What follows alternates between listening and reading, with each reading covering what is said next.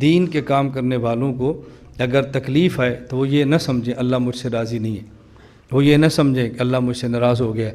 دین کا کام کریں، کچھ تکلیف آئے گی، جب تکلیف آ جائے تو نمبر 1 پہلا کام کریں صبر، پہلا کام صبر، برداشت کریں، ڈٹ جائیں، اور دوسرا زبان سے کہ انا للہ و انا الیہ راجعون۔ رسول اللہ صلی اللہ علیہ وسلم نے ایک تھوڑا سا اضافہ فرمایا جب مصیبت آ جائے تو تم انا للہ و انا الیہ راجعون پڑھو، اور پھر یہ دعا مانگو اللہم آجرنی فی مصیبتی واخلف لی خیرا منہا۔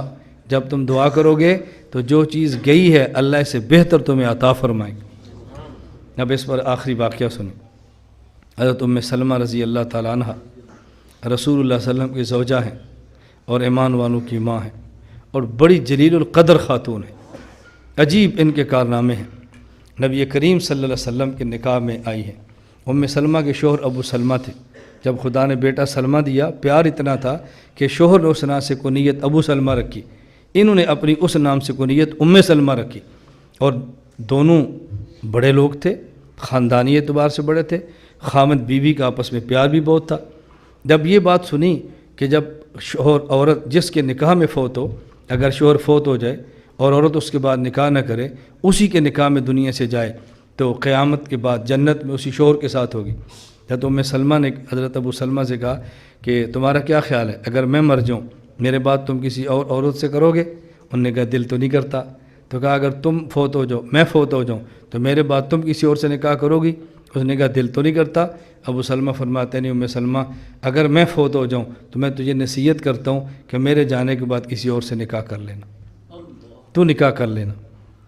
ام سلمہ کہتی ہیں ابو سلمہ رضی اللہ تعالیٰ عنہ بڑے جری دلیر اور سردار قسم کے صحابی تھے۔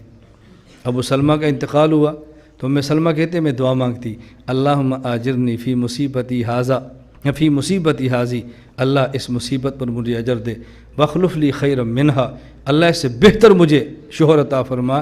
لیکن میں سوچتی ابو سلمہ سے بہتر بھی کوئی شوہر ہوگا، اس سے اچھا مجھے کوئی شوہر ملے گا؟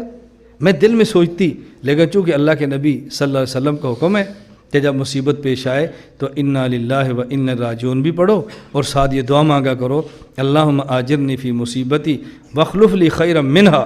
میں پیغمبر کے وعدے پر یقین کرتی ہوئی دعا تو مانگتی تھی، لیکن دل میں بات کھٹکتی تھی ابو سلمہ سے بہتر کوئی شوہر ہوگا؟ میں اس وقت مجھے تعجب ہوا جب رسول اللہ کا پیغام نکاح میرے پاس آ گیا۔